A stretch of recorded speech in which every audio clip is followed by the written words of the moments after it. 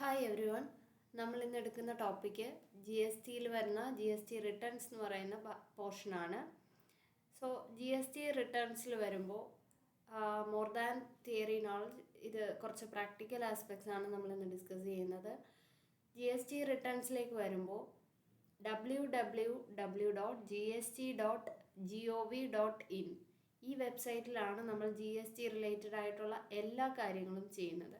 Return filing ആയാലും വേ bill, ഇങ്ങനെയുള്ള എല്ലാ G S T related registration കാര്യങ്ങൾ എല്ലാം ചെയ്യുന്നത് www.gst.gov.in എന്ന വെബ്സൈറ്റിലാണ്. ദെൻ നമ്മൾ ലോഗിൻ ചെയ്ത് കഴിയുമ്പോൾ റൈറ്റ് സൈഡിൽ നിങ്ങൾക്ക് കാണാം, ഒരു ലോഗിൻ പേജ് കാണാം. ലോഗിൻ ചെയ്ത് കഴിയുമ്പോൾ നമ്മൾക്ക് റിട്ടേൺ ഫയൽ ചെയ്യാനായിട്ടുള്ള ഒരു പേജാണ് നെക്സ്റ്റ് നമുക്ക് കിട്ടുന്നത്.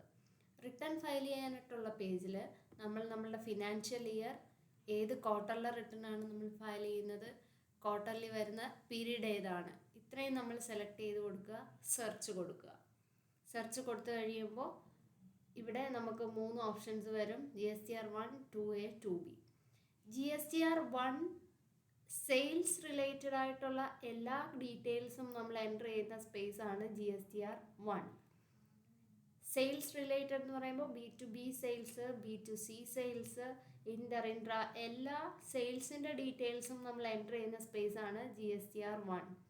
ഇവിടെ 2 ഓപ്ഷൻ ഉണ്ട്: പ്രിപ്പയർ ഓൺലൈൻ യൂട്ടിലിറ്റിയും ഉണ്ട്, ഓഫ്ലൈൻ യൂട്ടിലിറ്റിയും ഉണ്ട്. ഓൺലൈൻ യൂട്ടിലിറ്റി നമ്മൾ ഓരോ ഇൻവോയ്സുകളും എൻ്റർ ചെയ്ത് കൊടുക്കണം. ഓഫ്ലൈൻ യൂട്ടിലിറ്റി ആണെങ്കിൽ നമ്മൾക്ക് എക്സ്പോർട്ട് ചെയ്യാം.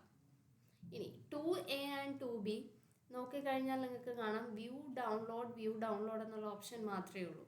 Means this is auto populated. നമ്മളുടെ പർച്ചേസ് ആണ്, നമ്മളുടെ സപ്ലയർ എൻ്റർ ചെയ്യുന്ന ഡീറ്റെയിൽസ് അനുസരിച്ച് ഇത് നമ്മളുടെ 2Aയിലും 2Bയിലും റിഫ്ലക്റ്റ് ചെയ്യും. So GSTR 1 for sale, 2A and 2B four purchase. Return നമുക്ക് മന്ത്ലി ഓർ ക്വാർട്ടർലി നമുക്ക് ചൂസ് ചെയ്യാം. മന്ത്ലി ഓപ്റ്റ് ചെയ്യുന്നവർ എല്ലാ മാസവും റിട്ടേൺ ഫയൽ ചെയ്യണം. ക്വാർട്ടർലി ആണെങ്കിൽ 3 months കൂടുമ്പോഴാണ് നമ്മൾ റിട്ടേൺ ഫയൽ ചെയ്യേണ്ടത്. സോ ഇന്നത്തെ വീഡിയോ നിങ്ങൾക്ക് എക്സാമിന് ഉപകാരപ്പെടുമെന്ന് വിചാരിക്കുന്നു. Thank you.